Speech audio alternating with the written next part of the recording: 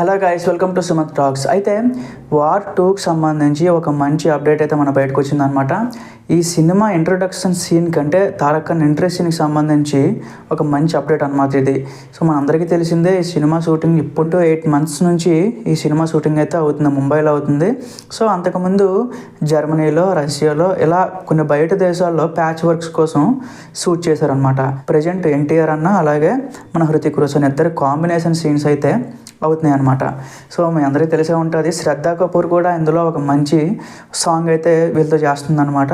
So అందులో కూడా తారక్ ఖన్నా అలాగే హృతిక్ రోషన్ కాంబినేషన్ ఉంటుంది అనమాట. సో చాలా మంచి డ్యాన్స్ నెంబర్ అది.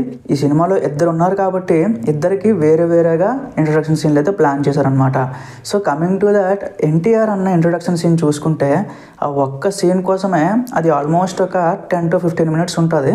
సో ఆ ఒక్క సీన్ కోసమే వీళ్ళు 50 నుంచి 60 కోట్లు అయితే ఖర్చు పెట్టబోతున్నారు అనమాట. సో అది చాలా ఎక్కువ. తారక్ ఖన్నా ఎంట్రీ సీన్ కోసం ఇప్పుడుతో ఫైట్ సీక్వెన్స్ ఉంటుంది కదా, సో ఆ ఫైట్ సీక్వెన్స్కి 35 కోట్లు అనేది ఒక హైయెస్ట్ అనమాట ఇప్పటి వరకు కూడా.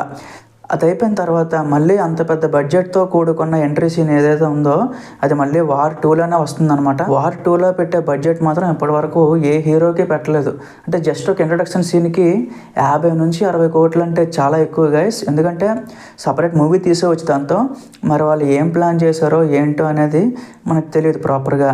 బట్ ఈ సినిమాలో తారక్ గారు ఒక ఇండియన్ రా ఏజెంట్గా పనిచేస్తున్నారు అని చెప్పి న్యూస్ అయితే ఉందన్నమాట. తెలిసిందే, బాలీవుడ్ వాళ్ళు ఎక్కువగా వార్ 1 అలాగే పఠాను, టైగరు, సో ఈ సినిమాలన్నీ చూసుకుంటే డిఫెన్స్ బ్యాక్డ్రాప్లో అంటే ఒక ఏజెంటు, ఒక డిటెక్టివ్, ఒక స్పై ఆఫీసరు, సో ఇలాంటి కేటగిరీలో ఉండే రోల్స్ ఎక్కువగా ఇస్తూ ఉంటారనమాట. సో అది చాలా పర్ఫెక్ట్ ఉంటుంది. తారక్ ఖన్నా కెరీర్లో ఇలాంటి రోల్ ఇప్పటివరకు పడలేదన్నమాట. సో ఒక విలక్షణమైన క్యారెక్టర్, అది చాలా ఎఫర్ట్స్ పెట్టాలి. సో తారక్ ఖన్నా మాత్రమే చేయగలడు అని చెప్పి ఆయన అయితే ఆ రోల్ కోసం పెట్టుకున్నారనమాట. సో అదొక మంచి న్యూస్ అనే చెప్పాలి. సో మిగతా అప్డేట్స్ అని నేను పోస్ట్ చేస్తూ ఉంటాను గైస్. మీరు నా ఛానల్ సబ్స్క్రైబ్ చేసుకొని ఫాలో చేయండి. Thank you.